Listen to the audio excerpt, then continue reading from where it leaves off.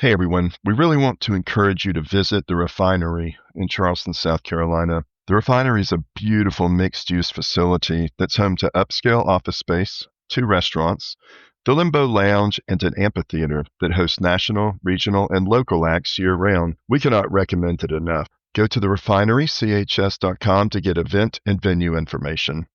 You can also go to the site to learn how you can even book the spaces you want for your own event.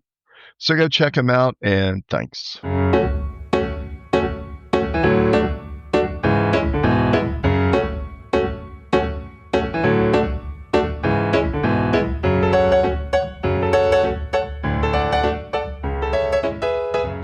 everybody, welcome to the Shrimp City Report. My name's Devin. I'm here with the co-host, DJ, today. Hey, how's it going? How's your week been, buddy? Musical. Musical, yeah. It's about to get more musical now, right? Yeah. Because we have a pretty big deal around the Low Country area, and a, dare I say, beloved musician and man about town, Charlton Singleton. Charlton, how you doing? I'm fantastic. How are y'all today? Yeah. We're doing great. It's a beautiful day.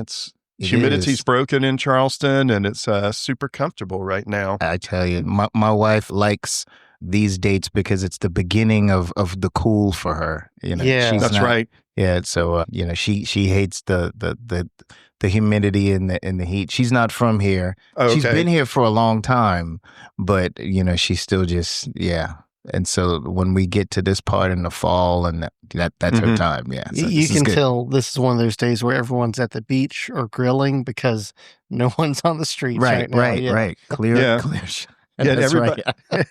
and everybody I've run into is in a pretty good mood, even though football season started in earnest this weekend. And I know some people that are like Clemson fans like us, and it wasn't the best times. Everybody's got a spring in their step, or I guess that's the wrong season. Still works. Yeah.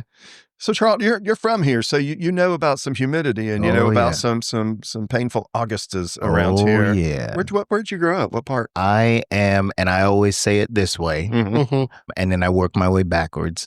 I am from the Beehive section of the 10-mile community of Awendaw, South Carolina. Okay. And then when I tell people, when I'm out on the road and I tell people that, and then they said, huh? They don't know any of those. And I said, well, the town is Awendaw. And then I have to explain where it is. And then within Awendaw, you have the 10-mile community. And then within that community, 10 Mile is basically like 4 roads. And, and I live off of Beehive. So there you go. Okay, right on. Yeah, for people who have been here. But Awendaw, when I was growing up here, that was pretty far out there. That was. Now it's nothing. Everything's thrown into it. It's nothing. And I tell folks, I said when I was growing up, Awendaw was far enough from everything so that it was very private, but it was close enough to everything that you can zip to wherever you needed to go. If you needed to go to Mount Pleasant, or even to get to downtown, it didn't really take you that long. We didn't have all of the lights. Yeah. Gosh, when I was a little boy, I can remember in my neighborhood when Highway 17 was just 2 lanes out there.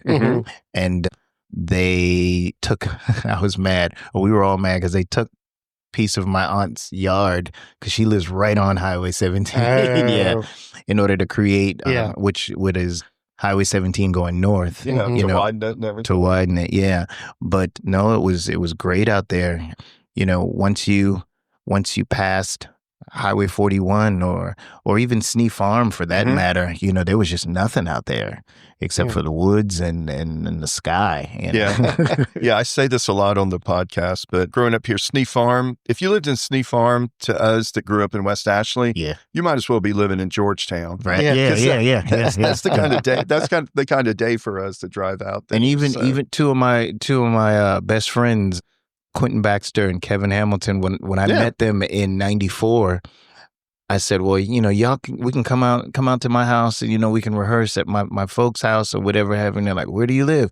I said, I live in Awendaw. What? That's a day trip. It is. It's funny. But growing up back then, to go from even from Awendaw to North Charleston even, or gosh, Somerville, that was like, that's way out of town. That was definitely a trip. Yeah. That was a bus ride out there. It was a bus ride. So, old figuratively too, because most of the time I ever went anywhere was on an athletics bus when I was growing up. Yeah, so, no 526 either. So you just had the big rickety bridge. And isn't it funny how some of us, I mean, we're not like old timers, we're kids of the 80s and 90s, but I didn't want to say anything, but half this is going over my head.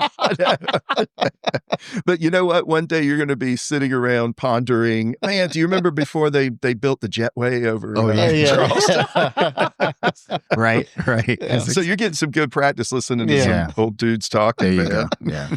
So did you always have like a musical upbringing? Like were your parents very musical then? My parents are not musical. No, really? No. I mean, they enjoy music and everything, and they have... they had records and things, and we listened to the radio all the time. There was a lot of gospel in the house because my father was an AME pastor. Oh. But, I always talk about this now. My parents fully believed in giving all of us, me and my two older siblings, my sister, my brother, just opportunities to explore whatever have you. And so my sister's 10 years older than me, and my brother is 7 years older than me. And when they were 13 and 10, respectively, we had a piano teacher that used to come to our house. And it was this man that worked with my parents at the high school at the time, Lincoln High School. He was the chorus teacher. Yeah. But he lived nearby. And so he would come and give a 30-minute lesson to my sister and a 30-minute piano lesson to my brother. And, one would have to take the lesson, the other would have to sit and watch, and then they would switch. Now, being the 3-year-old bratty little brother that I was, and you all know when you're 3 years old, you're very impressionable. Yeah. I would sit there and I would just be mesmerized and watch it all and take it in. And when that hour was done and they would get up and go to their room or go outside to play, whatever, now it's my turn. I'm jumping up on the piano. And, I did this for a while, just picking out, just banging on it. And then I picked out something that they were working on. And my dad recognized it. And he immediately asked Mr. Sanders, that was his name, says, is he too young to start? This is what he did. And Mr. Sanders came back over and sat me down and said, go ahead, show him what you did. That one of those things. And so I started playing and taking piano lessons at the age of 3. Holy cow. Wow. So, yeah.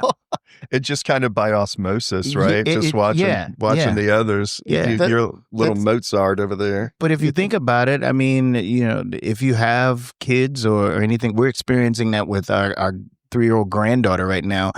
Kids at that age, they are just a sponge and they soak up everything that you say or do, or they pick up on it at least. And if they have enough discipline to, keep doing that same thing, then absolutely they're going to do it. Yep. Yeah.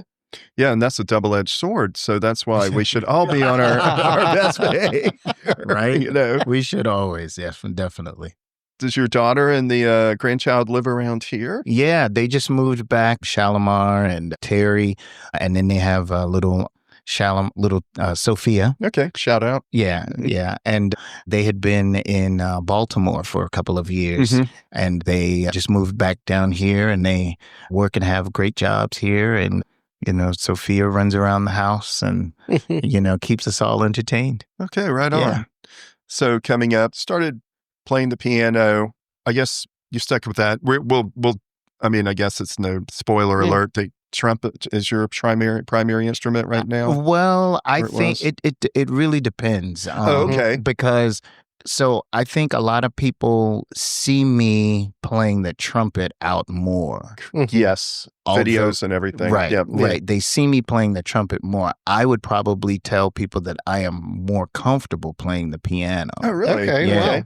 So that really stuck then. Huh? Yeah, definitely. Oh no, I grew up thinking that I was going to be a concert piano player. With the tuxedo tails and everything, and going out and playing, Mozart and Beethoven and Rachmaninoff and all of that stuff, and Grieg piano concertos and all of that stuff. That's what I was training to do.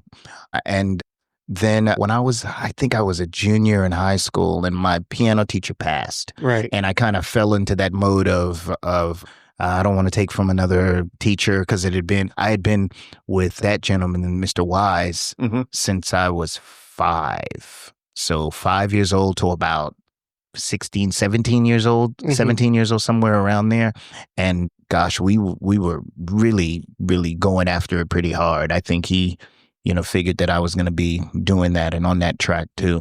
But I always stuck with piano and still play organ at church and everything. But when I go out and gig, most people see me playing the trumpet. Okay. So that's why I say that's probably the one thing that I think the primary, if you will, like that you you're said, known for. that I'm known for. But at the same time, there are the people that, see me play piano. Yeah. So at what point did you actually pick up the trumpet then? Was it right after? 6th grade band. Yep.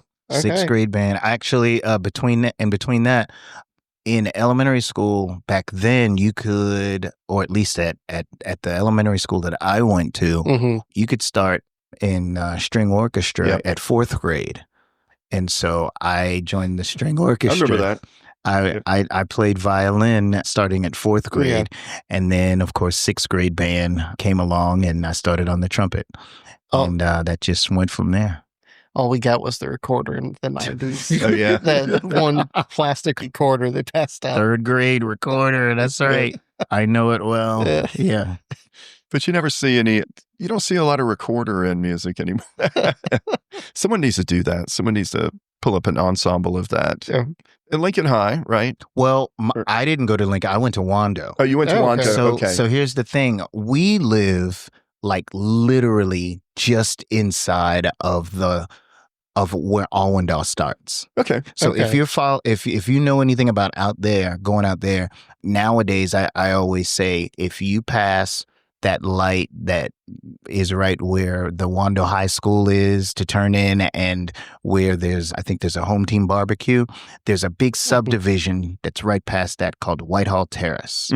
And as soon as you pass Whitehall Terrace, there is a road, and that road separates Whitehall Terrace and like the old Berkeley Electric Building. Okay. Yeah. Whitehall Terrace has Mount Pleasant addresses. The Berkeley Electric Building has an Awendaw address. Okay. And my parents' house is 2 streets past that. Oh, wow. Okay. So you got to go to. Yeah. So I came. Yeah. And if you go further down, and everybody knows the Seawee restaurant. Yeah, sure. Yeah. Okay. Yeah. From that Seawee Road, everybody from Seawee Road going towards McClellanville went to all of the McClellanville schools. Gotcha. Okay. Yeah.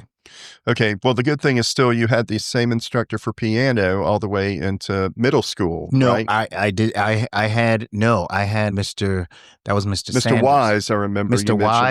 Wise. I started with him when I was about 5. So, okay. Yeah. So that's who that was. Yeah, okay. Yeah, so, but there was not really any drop off period for you. No. If anything, you're discovering more instruments and more music and immersing yourself. There was totally no drop off whatsoever. Yeah. So whatsoever. And I assume you're just not doing stuff, going through the motions or going rote or anything. So you're actually, is your interest in this kind of music expanding to where you want to know what those guys did? The Rachmaninoffs, the Mozarts, the Duke Ellington. What's I'm still a kid. I'm still thinking I'm going to be the shortstop for the New York Yankees. I like that. And that was still all the way probably until I got to high school or something like that. Still a kid. It was great to play, and I thought it was was fun, and it was just something that I did. I didn't really think of it that way. I didn't really think about being actually a performer until way after college. Okay. Okay. But you must have been playing in church, involved. Oh, definitely. In church. Now, okay. So, and the funny side story about that is that because my father is an AME pastor, I'm always the backup organist in case the regular organist doesn't come. Right. I'd be sitting in the congregation, just waiting and looking at the watch, and I say, it's 9:55. And you just they're still not here. Come on. And then all of a sudden, the usher would walk up to me and tap me on the shoulder. Reverend Singleton said, you know where to go and what to do. So his body of work you've got to pretty much know every major hymn. Oh gosh, yeah, and pretty be able much. to riff on them too. Pretty much. Yeah. That's what it is. That's what it is. Even to this day, sometimes when I'm at the church that I play at now, I'm the one that sets up all of the hymns for the month and the numbers and everything. Wow. Yeah. But at the same time, they have the board up at the front that just has the number. Yep, very familiar. And I just look at the choir and say, what's the name of it? Got it.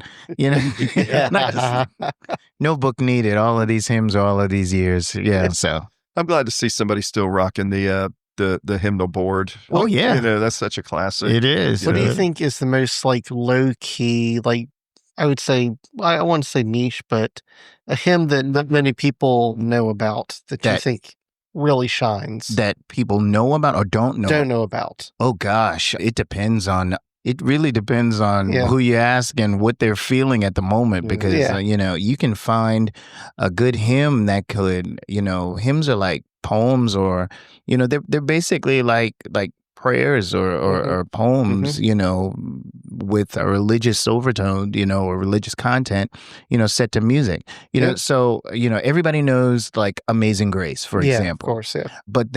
But then you've got songs like Lead Me, Guide Me, okay? Mm-hmm. Lead me, guide me. The words are lead me, guide me all the way. For if you lead me, I cannot stray. Lord, if you walk with me each day, lead me, guide me, oh Lord, Yeah. And so just that simple message. Mm-hmm. I think every hymn has a simple message like that. Mhm. And so it's hard to probably narrow it down. That's like when people ask me, they're like, what's your favorite Stevie Wonder song? What's your favorite Prince song? It depends on the moment. It is pretty amazing too, because you can basically change the range of these hymns so much as well. Yeah, yeah. Some people could even make a punk rock version. Oh gosh, yeah. Oh yeah, there was. Yeah, I do recall. Yeah. I had a band called Building Fund Oh, nice. that had rearranged a bunch of Baptist hymnals. That's good. That's the Building Fund. Yeah.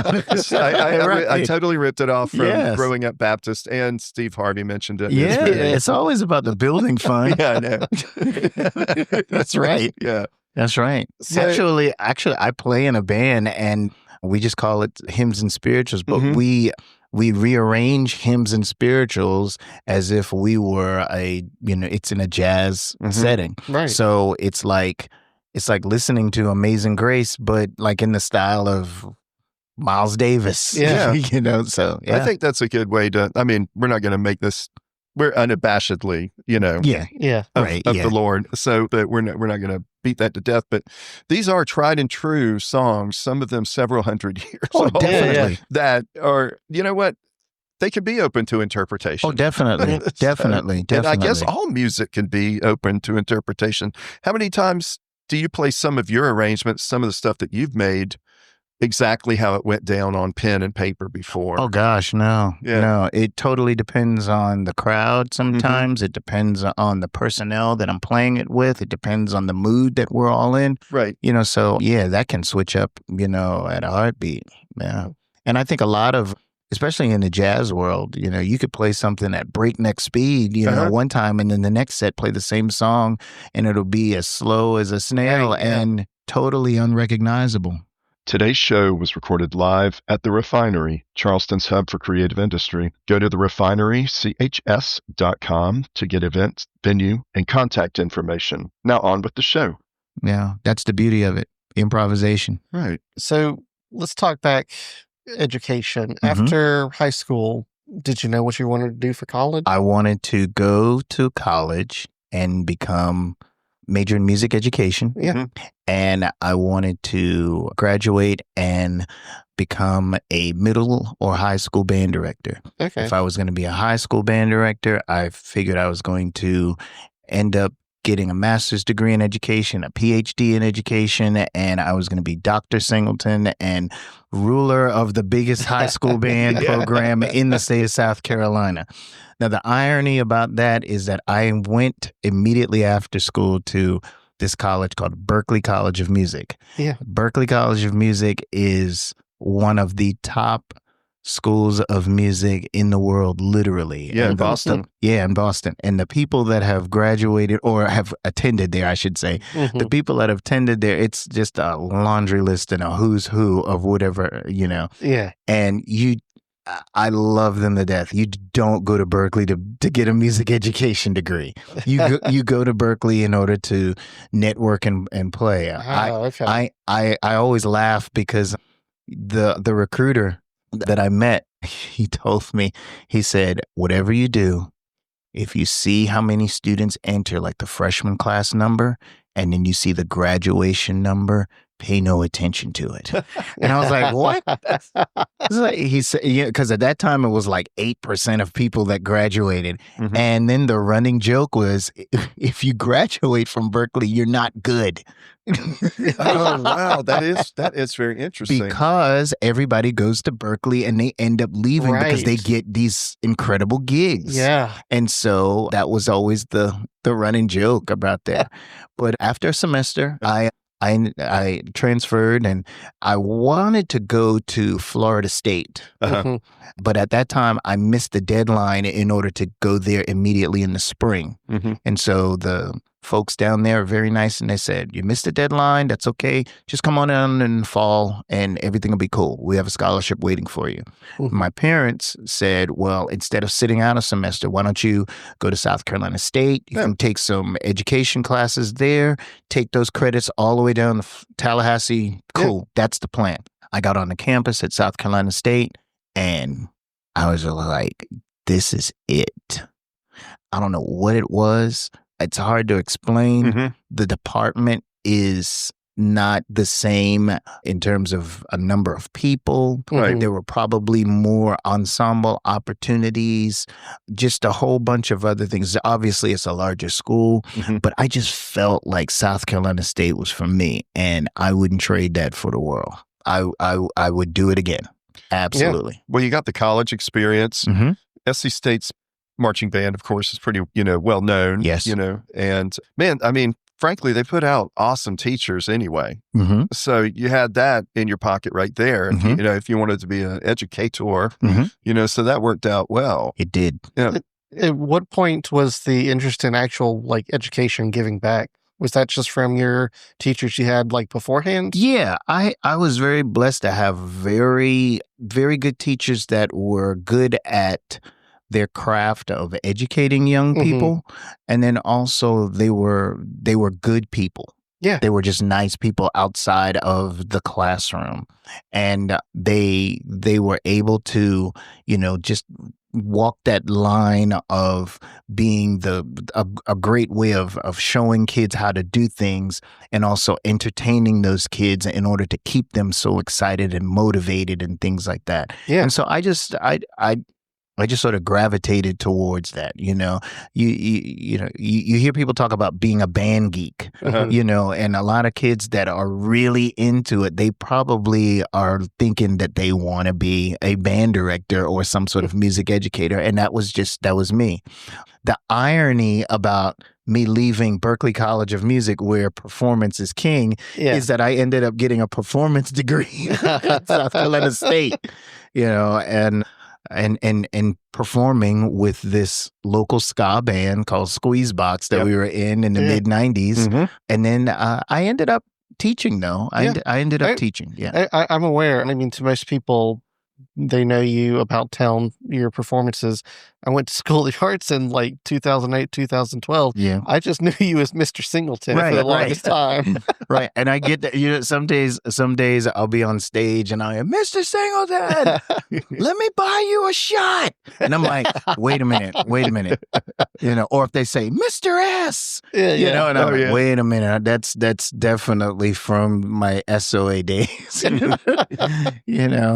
Some kid walks up with a bucket of Budweiser and said, take one.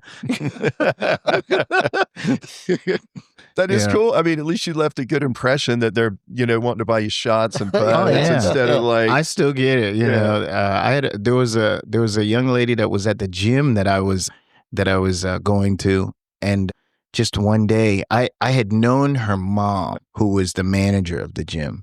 And because her mom used to come and see some of the Plain Jane shows and things that we were doing when I was in that band. Yeah. And so one day, the younger girl just walks over to me and she goes, "Mr. Singleton?" And I just went, "Yeah." And she's like, "You probably don't remember me." And she was a dance major at the school, and she ended up being my trainer. But I get that all the time, and it's still fun. I enjoyed those days there. I was there for 5 great years, so it was great. Yeah, it was great. Devin did well. My wife Madeline, or DJ, I'm sorry, your radio name, but my wife Madeline Dukes is an artist, a painter. Devin was visual arts. And we lived in Park Circle, so we were right there, and it was like we were super plugged in. Let me ask you this: School of the Arts. When we were kids, if they would have had an arts-based high school, how many hoops would you have jumped through to get into one of those? Or did you like the experience of traditional? I'm not putting down either type, but it totally depends on the person, I guess, and it does depend on the school and their arts programs or whatever have you. Right.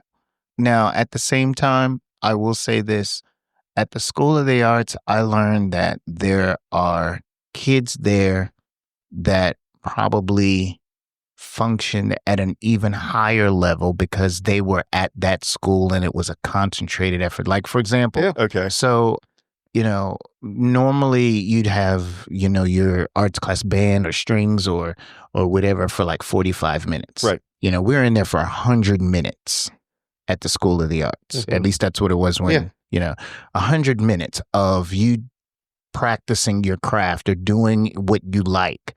And there's something about that for these kids, those visual artists that love to draw. Now they can, they're at school and they can draw for, or they can create or do whatever it is that they're there to do. So that's totally something that's unique and different for them. Some kids love playing their instrument, but don't want to be a part of marching band. Some kids, just know that they could probably get a better grip on whatever that art area is at a special school like the School of the Arts. Right. So I think it just depends. Okay. And there are the kids that want to have that traditional school experience. Like my daughter yelled at, she went to the School of the Arts from middle school, and I remember she said, "I want to go to the high school. I want to go to the high school down the street. All of my friends are over there. I want to go to the football game."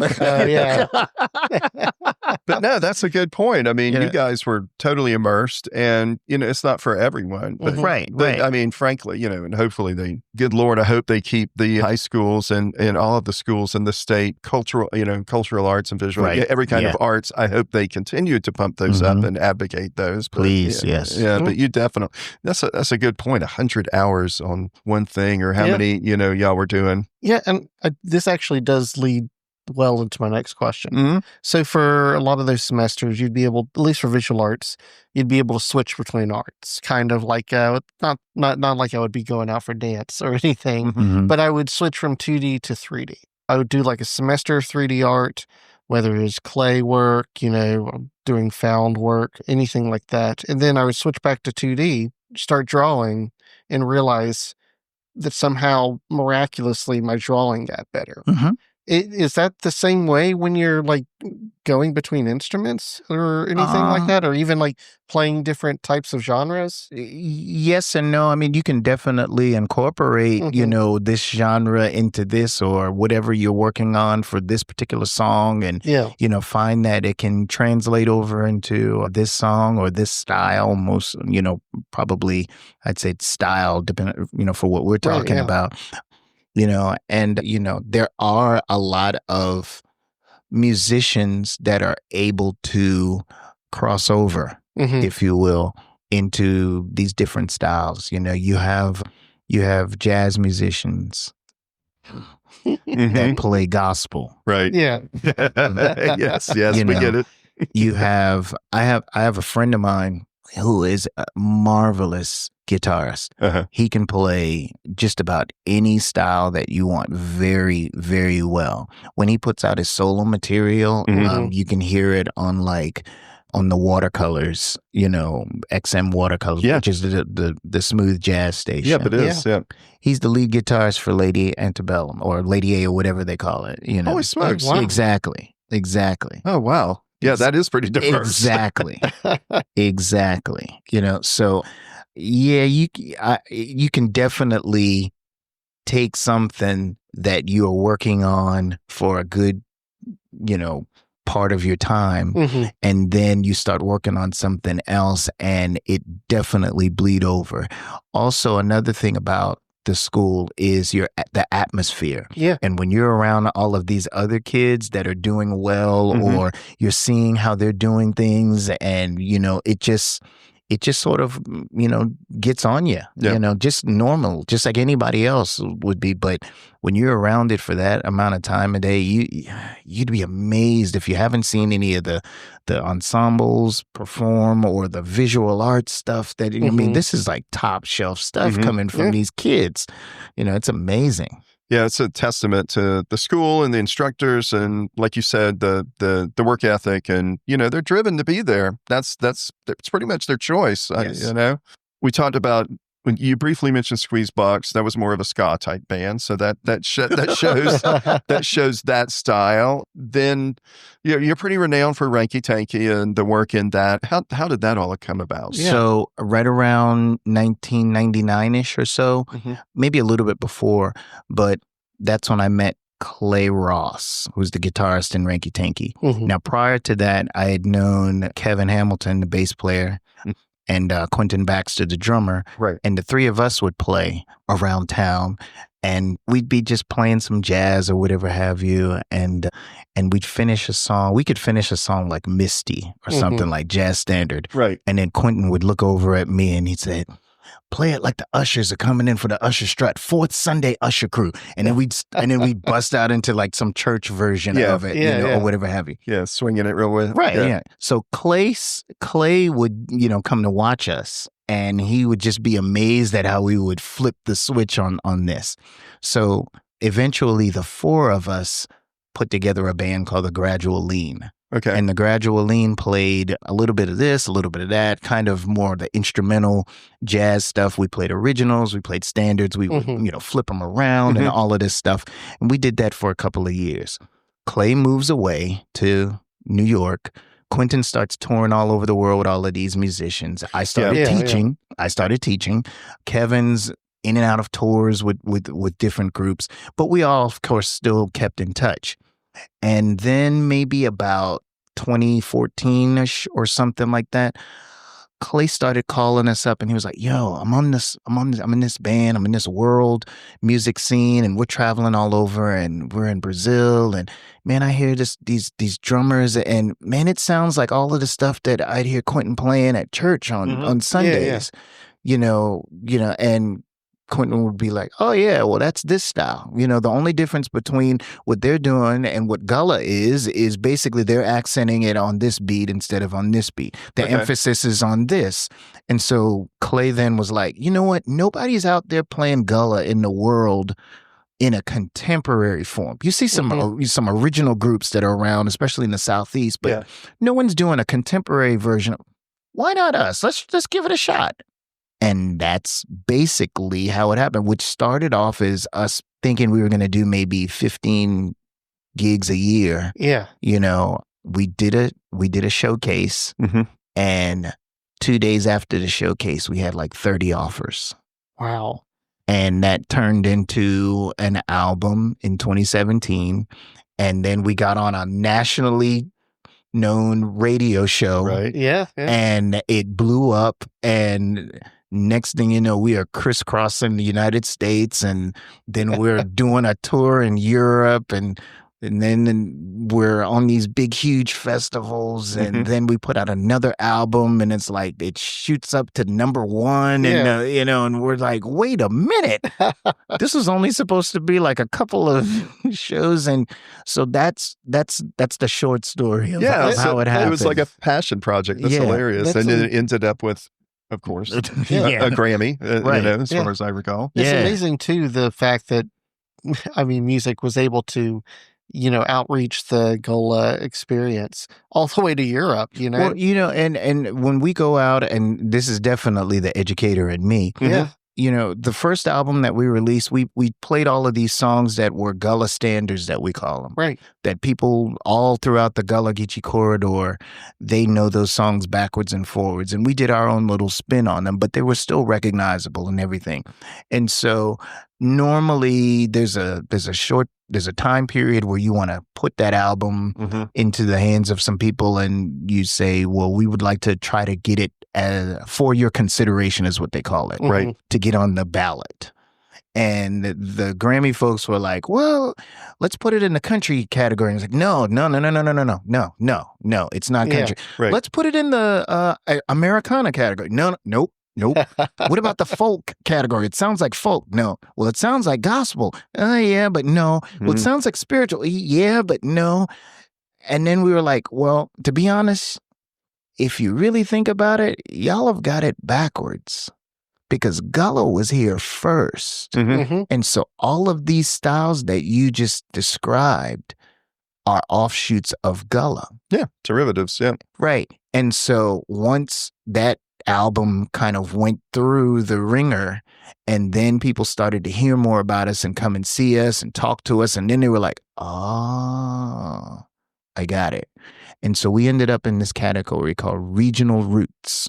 Okay, yeah. Regional roots. Yeah, that's right. So regional roots. Yep. Regional meaning it's specific to one spot or one area. Roots music meaning that it is born in that area.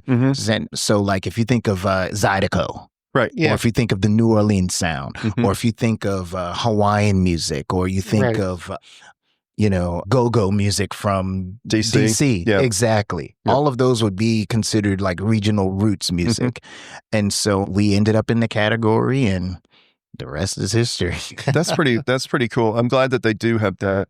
The one thing I will say is probably 90% of the people living in the southeastern islands, Georgia, like South Carolina and all that, are not even probably familiar that there is a Gullah music experience that's historical and existed, So you're also doing a service to expanding, and showing that off. And I'm sure NPR and, Fresh Air, whoever you were dealing with. Fresh Air. Yeah, I'm sure. Fresh Air. When that, and actually, the way we got on that was just, it's hilarious, the producers of those shows they just get piles and piles of CDs daily in the mail, from the publicist just mailing them out or whatever.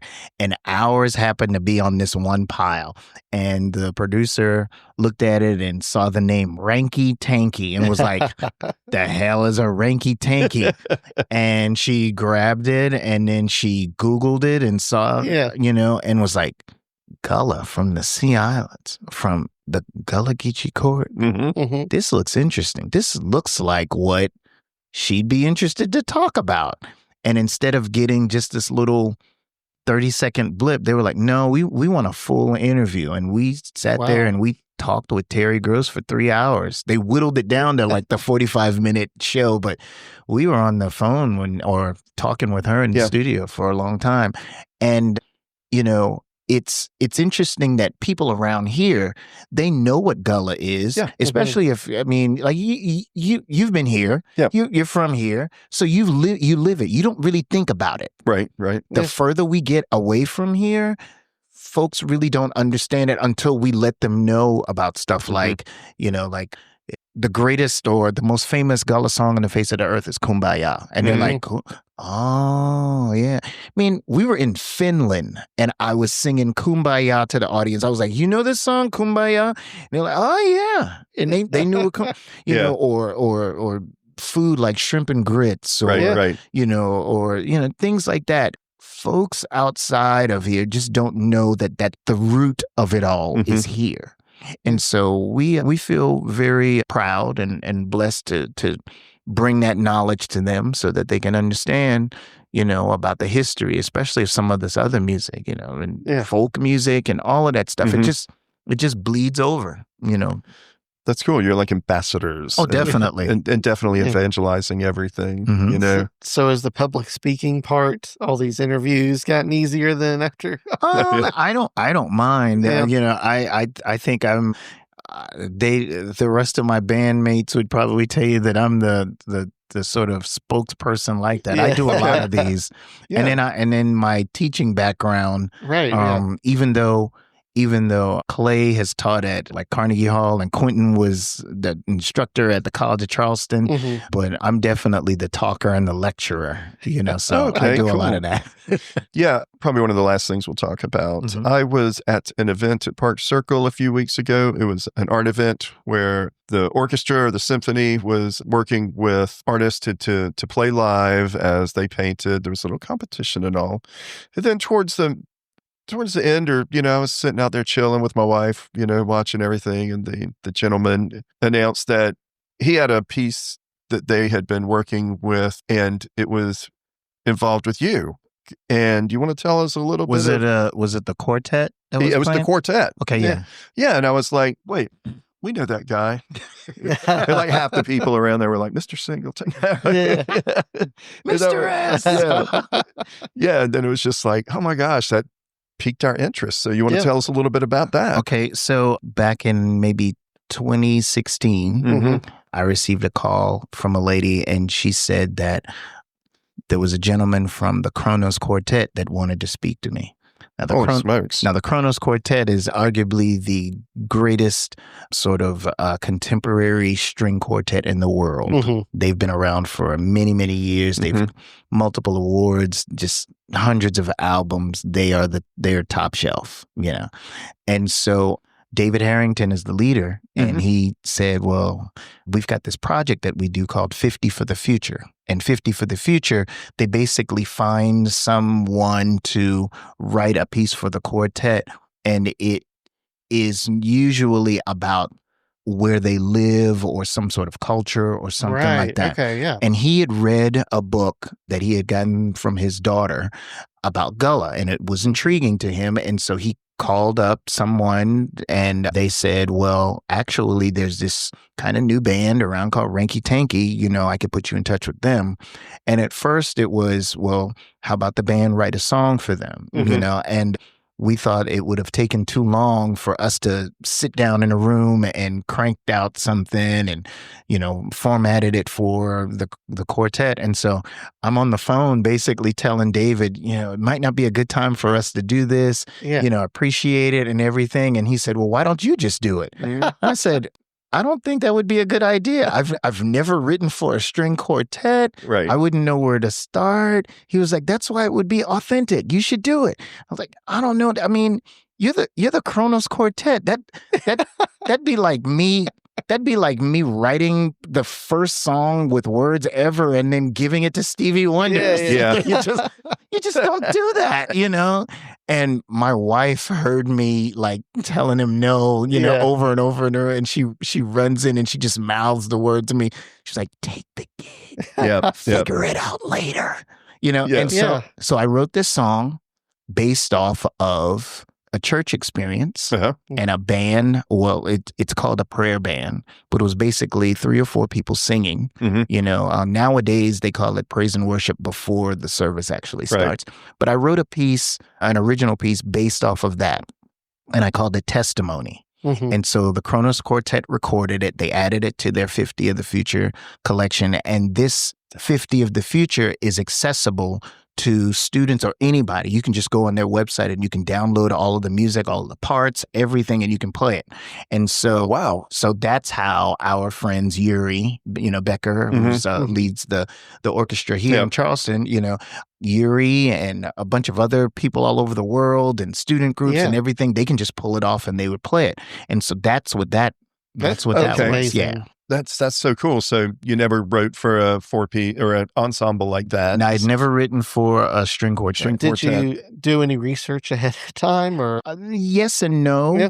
I mean, I listened to some things, but the amazing thing about working with David Harrington and the Kronos Quartet is they are game for just about anything that you throw at them. Yeah. And my initial roadblock for me in my brain was it's a string quartet, and I had my thoughts of what a string quartet sounds like. Right, yeah. And then I was like, well, let me go back and listen to some of this, some of their work.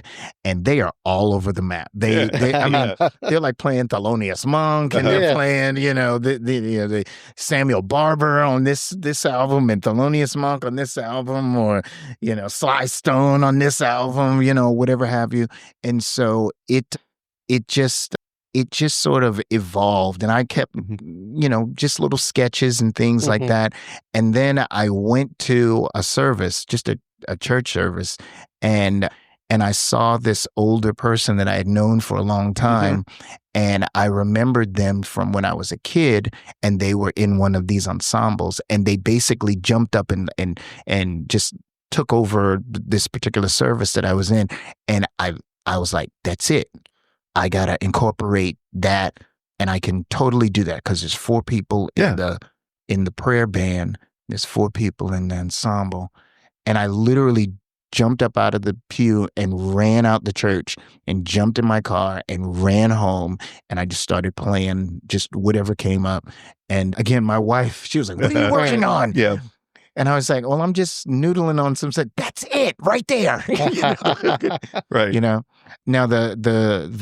I guess the epilogue of that is that I am currently working on another piece for them. They premiered a piece that's a part of a larger work that we're doing.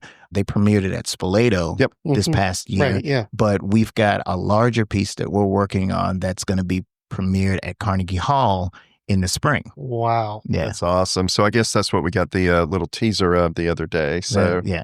And speaking of Yuri and the Charleston Symphony Orchestra, I'm also writing a piece for the Charleston Symphony Orchestra now. So that's a bigger group.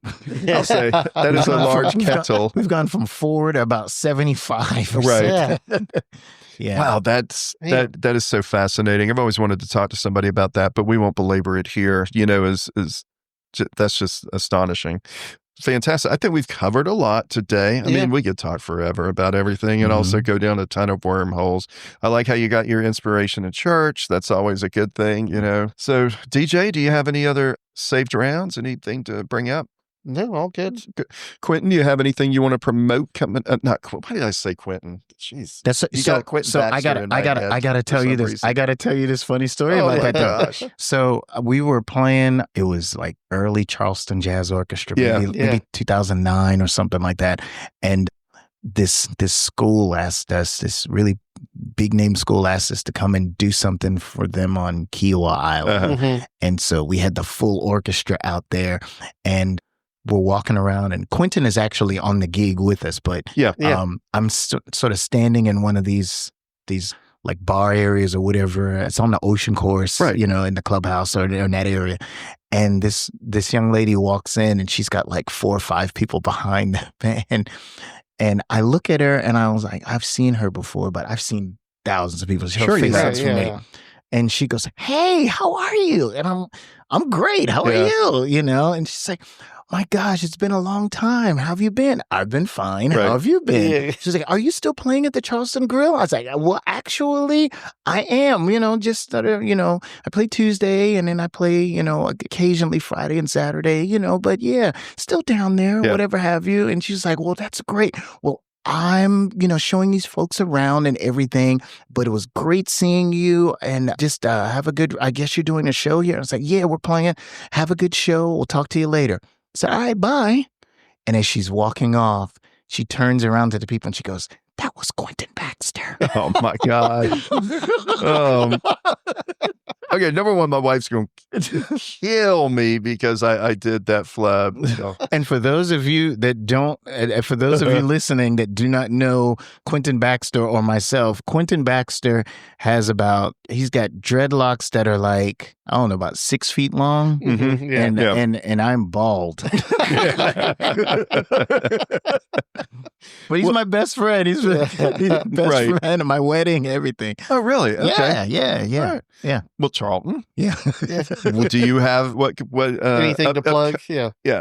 This has been fantastic. I appreciate you all asking me to be on this, and I'm just hoping now, since you're a graduate of SO, you didn't see me running in the halls, did you? Because I was that teacher that was known to do all of the bad stuff, and then I didn't, but I always heard about it. Okay.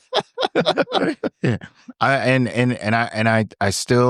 I pray for forgiveness. I took a kid's milk money one time.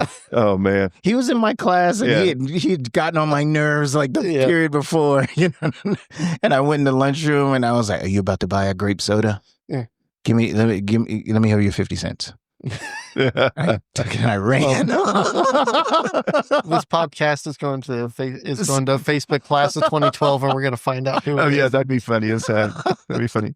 So, any gigs you want to shout out coming up, or anything you're doing recurring? Gosh, well, let's see. I have a bunch of great ensembles that I try to keep it moving. I've got a jazz quintet that plays more on the Miles Davis stuff. Mm-hmm. Okay. I've got a contemporary jazz stuff that's more like smooth jazz. I've got 18-piece jazz orchestra. I've got a 10-piece orchestra.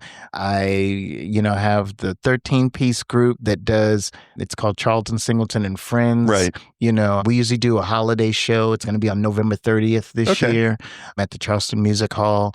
So between that and just trying to stay having some fun, Is there any space left on your calendar at this point, or is it just literally just filled in with like? Well, it's I space it out. I try to space it out just in order to.